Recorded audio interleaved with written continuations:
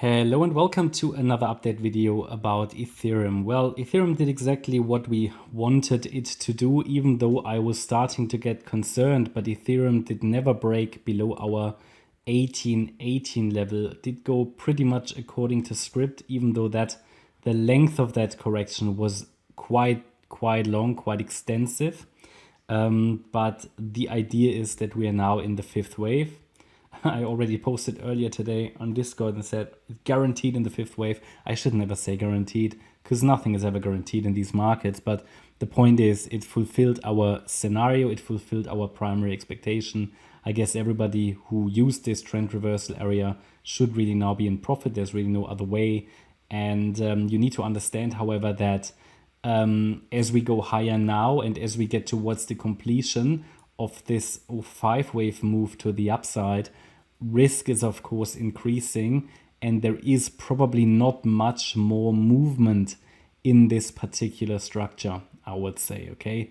At least from what I can see now. I mean, we always need to be ready for a potential extension, especially if we are in a larger third wave, as we said before. I'm not going to talk about the entire wave structure again. The dog grabbed something, so got it. Yeah, we need to be ready, and that's why, for example, a core position can be so useful. Yeah, I've talked about the concept of core and floating positions in trading many times, especially in a third wave. I strongly believe, but that's only my view. That's no personal recommendation or anything. I believe everybody in a third wave rally should have a core position, should have a more solid position that is just not touched until significant increases have happened.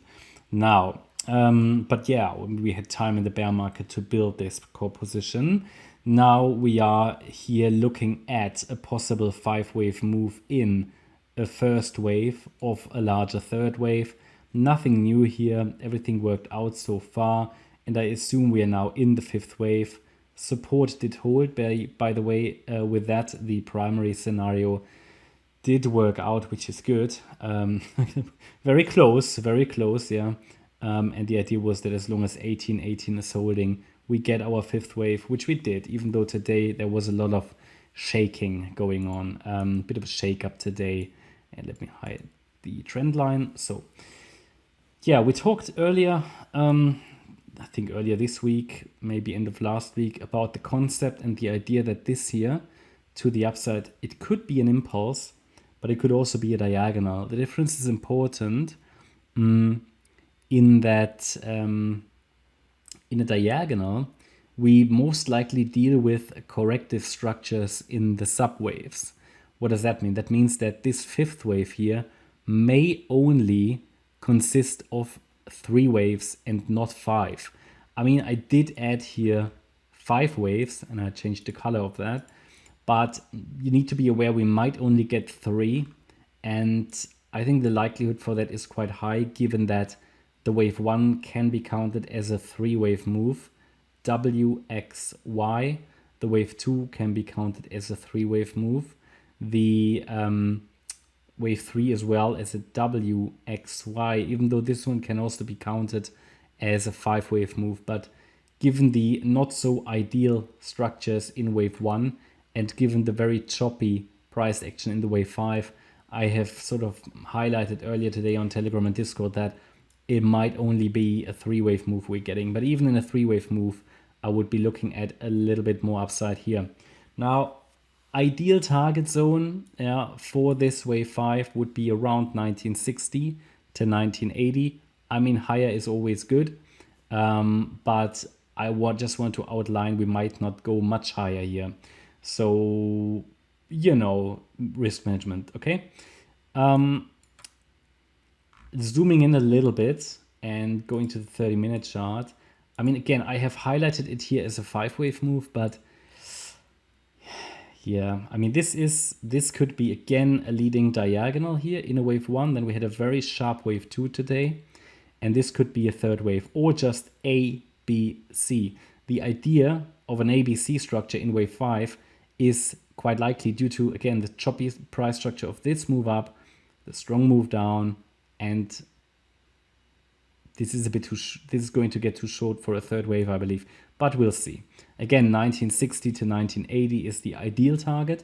They can always extend higher, especially in a third wave rally. Yeah, they can always surprise. I also have a super bullish count here, which I'm going to show you, but it's just super bullish, totally unrealistic at this stage, I think.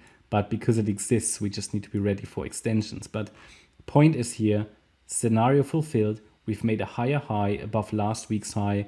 That's all we wanted. Holding 1818, making another high. We have a 3-wave move up in wave 5. That's what we need. And if it now comes back and comes down lower, my view is it is most likely a wave 2, and I would give it high chances of holding a higher low in a wave 2 support.